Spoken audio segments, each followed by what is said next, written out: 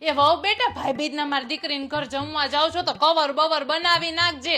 આમે ઘરેથી તને ક્યાં કઈ શીખવાડ્યું? બધું વ્યવહારનું મારે જ તને કેવું પડે. હા બસ જો સાસુમાં કવર જ બનાવતી હતી. ઓહો આજ વખતે તો બેન અને બે ભાણિયાનાય કવર કર્યા એમ ને? અરે ના ના સાસુમાં તો લે સાસુમાં તમે જ કહો છો ને કે સામેવાળા જેવો વ્યવહાર રાખે એવો આપણે સામે વ્યવહાર કરવાનો. હા પણ તો હા તો સાસુમાં ઈ તો તમારી દીકરી એના ભાઈને ખાલી શાક રોટલી બનાવીને જમાડી દેશે. તો આ રહ્યું જો આ 100 રૂપિયાનું કવર કરી અને શાક રોટલી સાથે શું કે દાળ ભાત ને મીઠાઈ બનાવી છે ને તો 500 રૂપિયા આપીશ. વ્યવહારમાં આમ આપણે ચોખા હો સાસુમાં. અને ક્યાંક બહાર સારી જગ્યાએ જમવા લઈ જશે ને તો જો 1000 રૂપિયાનું કવર આપીશ સાસુમાં. તો હું તો આ ઘરની વહુ કહેવાવ ને સાસુમાં, લક્ષ્મી કહેવાવ. તો આ ઘરની લક્ષ્મી ખોટી વેડફાય નહીં એનું મારે ધ્યાન રાખવું પડે ને.